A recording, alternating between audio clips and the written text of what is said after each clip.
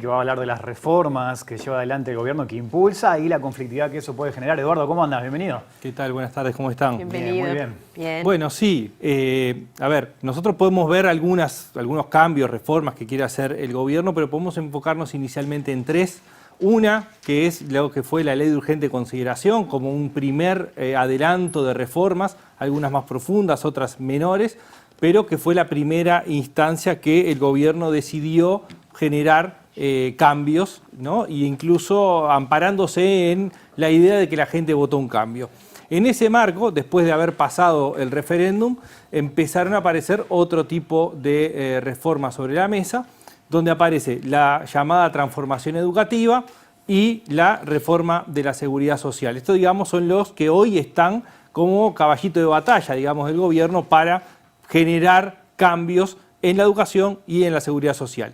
Cualquiera de los tres son reformas que suponen justamente realizar cambios importantes, algunos más profundos y otros menores, y en ese marco que podemos ver un poco el inicio de la conflictividad que se está generando.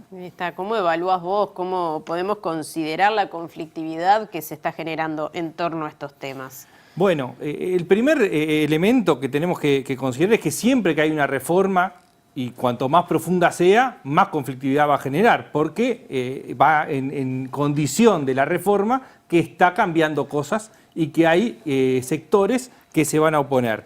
La LUC, por la diversidad de temas que tenía, despertó diversidad de conflictos, pero que se terminaron unificando a raíz de la convocatoria popular a partir del referéndum, primero la recolección de firmas y después el referéndum contra la ley, con distintos sectores.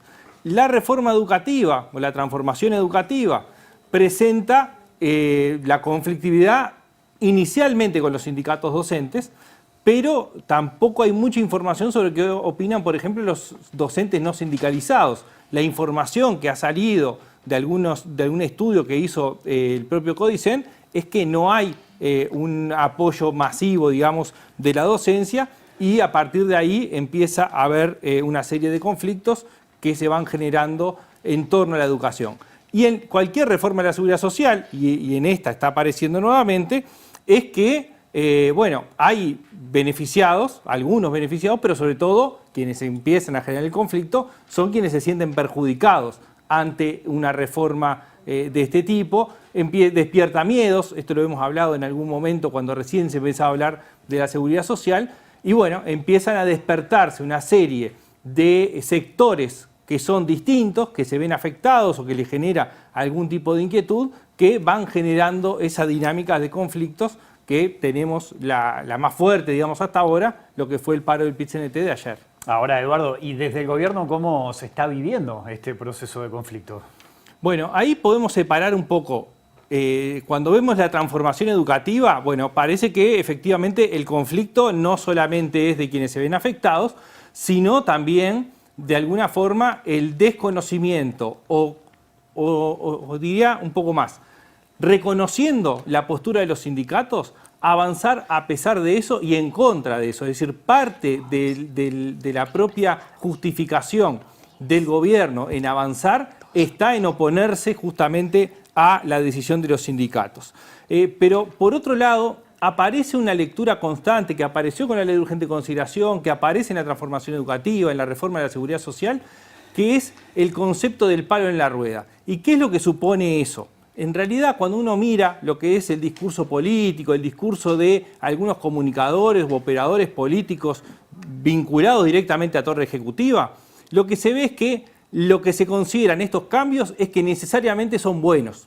No se da lugar a la idea de que puedan ser o malos para algunos, que haya distintos intereses sectoriales o de clase que están afectados, o directamente que puedan ser mejorables. Y eso, de alguna forma, lleva a que no se tolera, digamos, en la mejor medida, lo que es el conflicto. Lo que pueda pasar de aquí en adelante, o cómo se vayan llevando adelante las distintas posturas, puede ser también lo que tenga como consecuencia. ¿Qué quiere decir esto? Bueno, si el gobierno decide tomar reformas, realizar reformas, tiene que saber que va a tener un conflicto. Cuando afronta el conflicto tiene distintos caminos.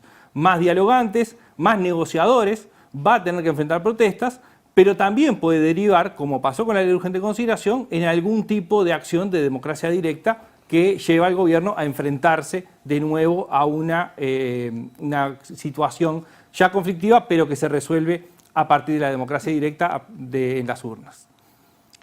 Bien, muchas gracias, Eduardo. Por favor, ese ustedes. Bueno, y cambiamos de tema ahora, salimos del estudio.